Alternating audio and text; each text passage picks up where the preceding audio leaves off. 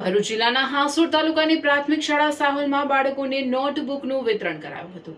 સાહોલ ગામમાં પહેલ હોસ્પિટલ સુરતના ડોક્ટર પૂર્વી પટેલ તથા તેમના પરિવાર દ્વારા ડોક્ટર લક્ષ્મણભાઈ એન પટેલના સ્મરણાર્થે શાળામાં અભ્યાસ કરતા તમામ બાળકોને નોટબુકનું વિતરણ કરવામાં આવ્યું હતું।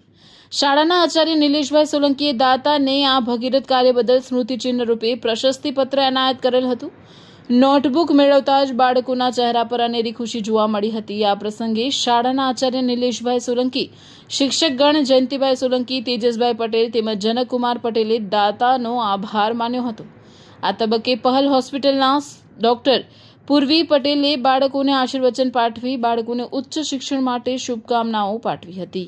મારા ફાધર ડૉક્ટર લક્ષ્મણભાઈની યાદમાં એ પોતે ઘણા વર્ષો એમણે બધી જ આવી ગવર્મેન્ટ સ્કૂલમાં નોટબુક્સનું ફ્રી ડિસ્ટ્રીબ્યુશન કરતા હતા અને એમથી ઇન્સ્પાયર થઈને હું પોતે છેલ્લા 6 વર્ષથી અલગ અલગ સ્કૂલમાં ફ્રી નોટબુક્સ ડિસ્ટ્રીબ્યુટ કરું છું। આજે અમે પ્રાથમિક શાળા સાહોલ, તાલુકો હાંસોડ, જિલ્લા ભરૂચમાં છીએ અને દરેક બચ્ચાઓને હું ખરેખર કહીશ કે એજ્યુકેશન તો જરૂરી જ છે। પોતાની લાઈફને ચેન્જ કરવા, પોતાના પરિવારને ચેન્જ કરવા, પોતાના ગામને ચેન્જ કરવા, પોતાના સમાજને ચેન્જ કરવા અને આપણા દેશને ચેન્જ કરવા।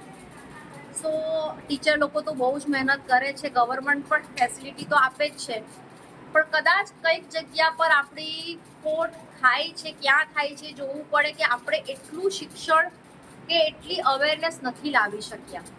સો બધા એ અવેરનેસ લાવે અને થોડું પોતાના તરફથી કંઈક કરે એવી હું બધાને રિક્વેસ્ટ કરું છું।